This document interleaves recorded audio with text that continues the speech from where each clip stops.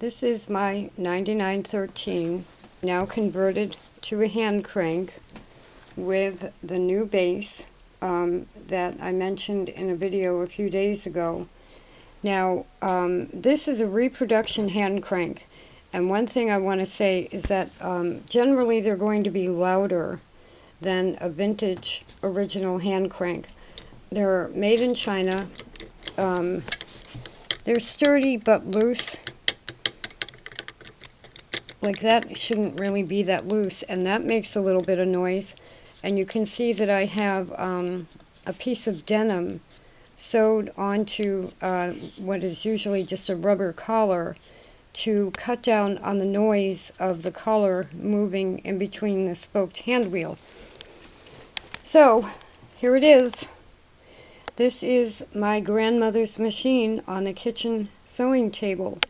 Now, I have a Singer automatic zigzagger on it right now with a cam, and I'm pretty sure this is the key stitch.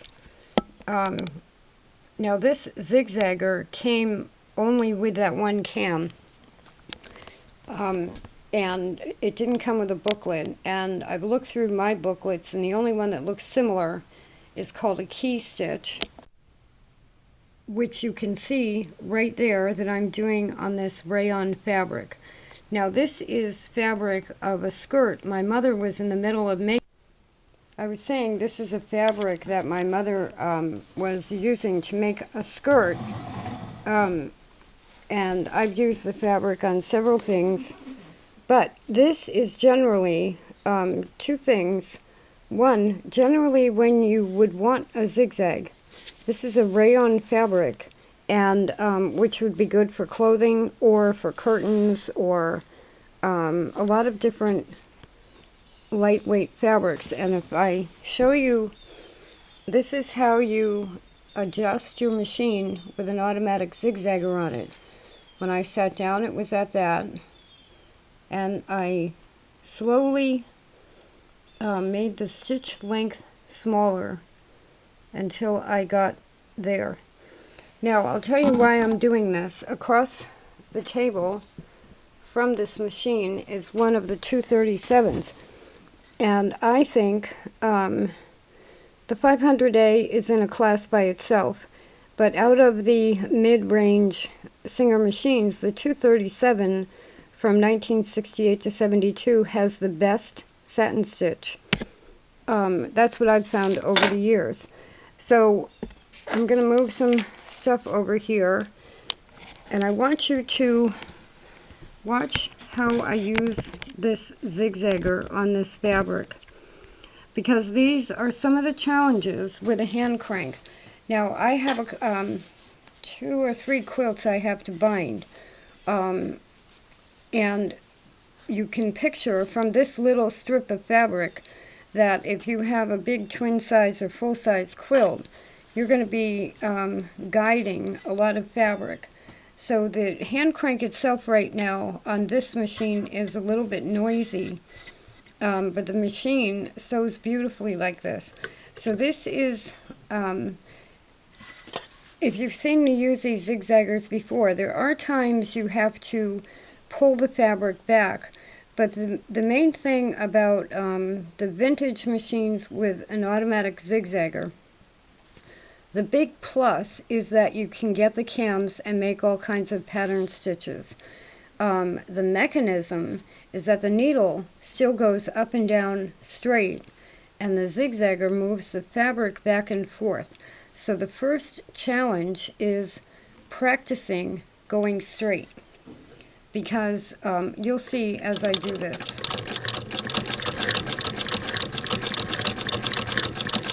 Now I have a visual, and I'm trying to keep the zigzag stitch that I'm adding 1/4 of an inch away from the straight stitch I have there, and I'm already way over to the right. So then with a hand crank, you're using your left hand, and you need to spread it before and after the fabric and guide the fabric with just your left hand. So I need this to go wider than it is, away from that end seam, to get it to do what I want it to do.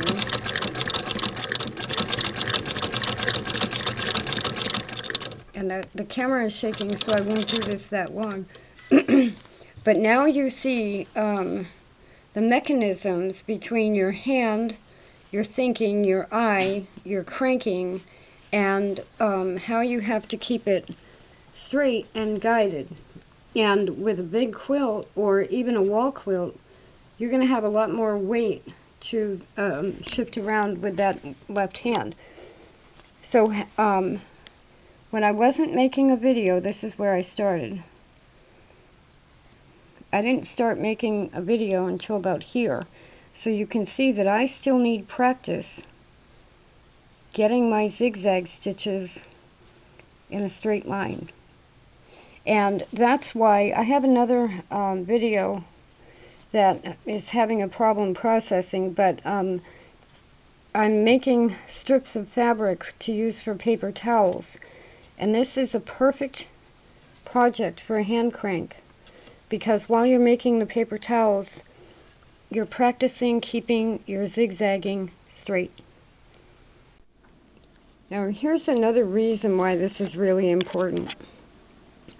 In the video that I can't get to process correctly, I'm talking about making paper towels and how it's a perfect project to give to the kids.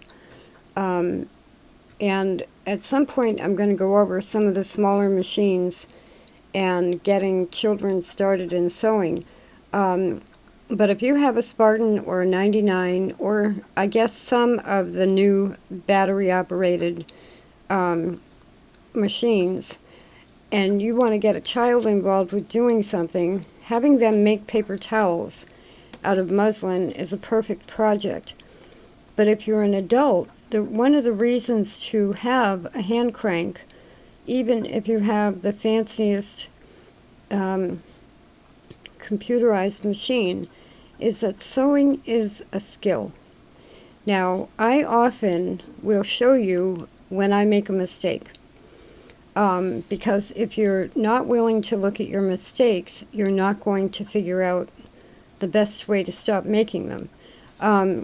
So I showed you how on this one I had gone crooked before I even started the video, and then since I told you that, you can see that now my zigzagging is about 1/4 of an inch away from that left straight line. Now, so why is this good? Well, this is good for a few reasons. My hand-eye coordination, both with my right hand and my left hand at the same time, with keeping the fabric straight. You saw all the different manipulations going on. So then let's say I move to another chair at my sewing table and I've got any machine with a built-in zigzagger. Then I'm moving on to the next skill set, because I already know, by doing it manually, I already know how to keep my zigzag stitches perfectly straight. It's like learning how to paint, or learning how to draw, or learning how to, I don't know, rebuild a motor. You have to start out learning where everything goes and how everything works before you can move on to being an expert at it in any way. So the more you do manually with your own hands and your own thinking and practice, the better you will be. If you walk into a room of 5 people and they all have, let's say, 500 A's to sit down and do their embroidery at, you're going to have different people with different skill levels, because how much did they practice? You know, it's practice, practice, practice before you can play the violin. And so starting children out with a hand crank, and this is why Singer was did so well with the Model 20s, even though those are also light household duty, giving them the brain function of advancing with your sewing is a foundation that they take that to algebra or calculus or coding. And their brain function goes through step 1, 2, 3, 4 to fly. And then the next thing you know, your niece or nephew is an astronaut on Mars. Because they started by learning. The more you practice, the more you learn, the better you get. So I believe everybody can benefit from a hand crank. I do know, like when I started today, I was going to do a bunch of stuff on the 237 because the 237 is fast, good, clean. And then I was like, you know what? Maybe I do it this way. I'm going to add the paper towels to the end of this video because I don't think that other video is going to process. These are 5 strips of fabric I made yesterday. They're 4 inches wide. I'll put the link in the information section. Joann.com has muslin on sale.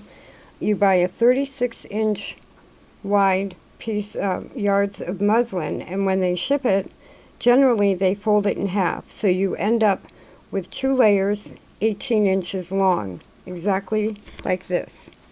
This is 2 layers, 18 inches long. I cut strips of 4 inches wide. A lot of this was done with the White Family Rotary, which was in that other video. You could use virtually any upright machine, a Model 20, any of them. This is another one done with the white.